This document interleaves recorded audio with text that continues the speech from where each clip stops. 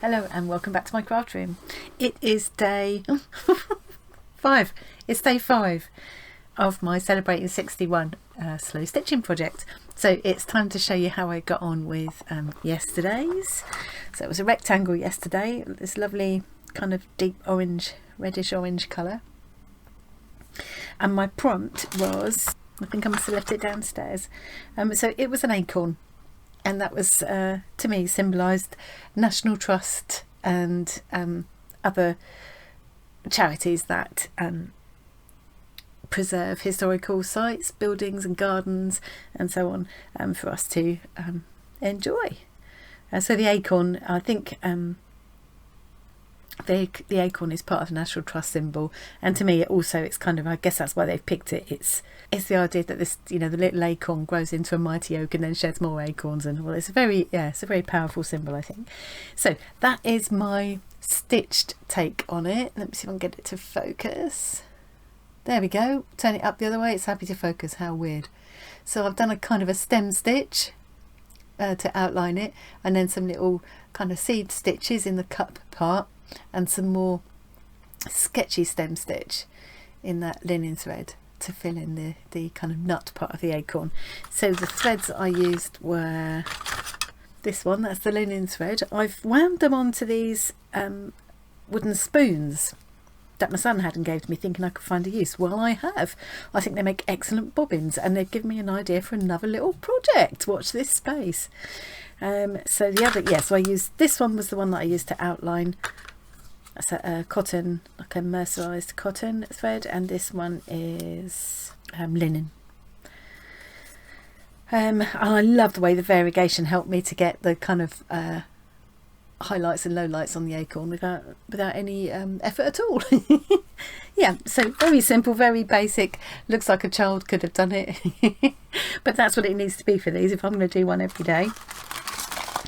Oops, oh, I'll just tip them out all over the place. So that one's ready to join its three neighbours. We've got warmth, cooking, stitching, which was the first one that came out, and now historical sites, places of interest, that kind of thing.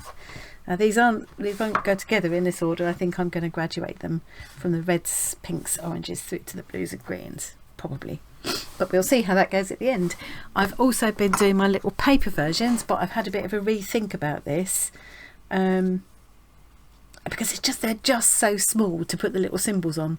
So I think I'm going to be doing them again, and rather than do them every day, I'm going to do these once a week and have a catch up.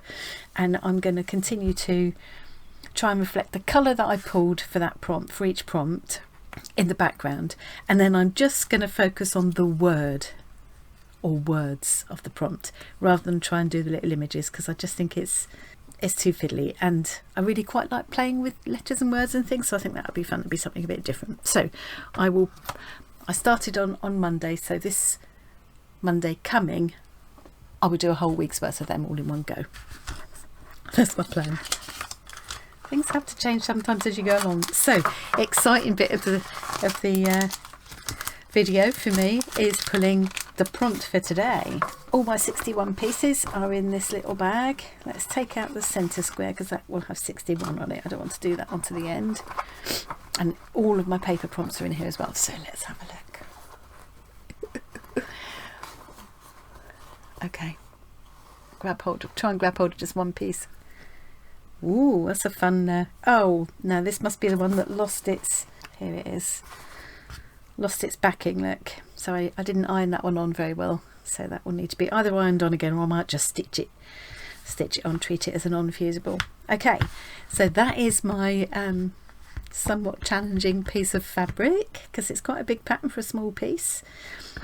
Essentially that will become a 5 centimetre square. The first thing I usually do is turn all the edges in and just run a tacking thread, just baste them around the edges, and those threads may or may not be pulled out at the end when I put the quilt together. So next thing is the paper prompt. Oh, come here. That's it. Right, what have we got? Ah, flowers. Well, it's a bit of an awkward one to do on this pattern actually, but we'll see. So flowers, that's flowers in my garden, fragrant flowers in the house. I especially love any kind of daisy shaped flowers, and I've loved flowers and enjoyed them ever since I was a little kid. And we used to pick them to make wine and things with. We used to press them in big fat books and make pictures with them, and I learned all of the Latin names and things when I was a kid. So yeah, and it's lovely to see these days all the wildflowers being allowed to, in this country, I don't know if it's the same everywhere, but instead of cutting them back all the time, they're allowing them to go their full cycle and go to seed, and then they're cutting them back. So yeah, it's lovely seeing these natural kind of swathes of poppies and daisies and things, and lots more of the little wildflower hedgerow flowers back again, I think, in recent times, much more like I remember from when I was a kid. So it's lovely.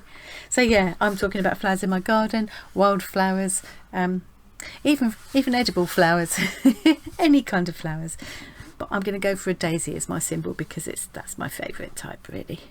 So I need to pick one of these threads. They look quite cute all on here, don't they? Wait until you see what I've got in mind for these. Maybe you can guess. Okay, so I need to pick, now that goes beautifully. Just wondering about, I think, a combination of those wins the day. So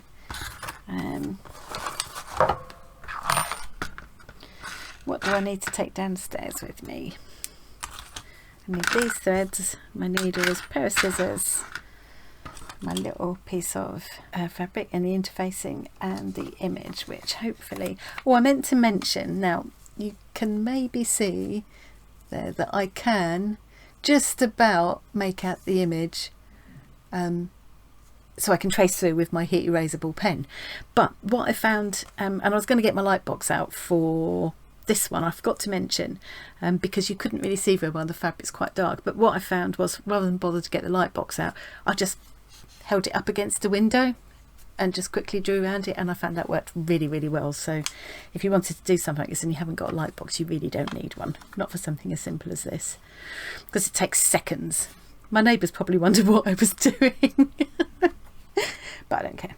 Okay, so that's it. That's going to be coming down with me later, and I'm all set. So that's it. Thanks very much for joining me, and I will be back again tomorrow to show you how I got on with that and pull the next prompt. It'll be, I've already forgotten, so this is day 5, so it'll be day 6 tomorrow, 10th of the way through. Okay, thanks very much for joining me, and I'll see you again soon. Bye.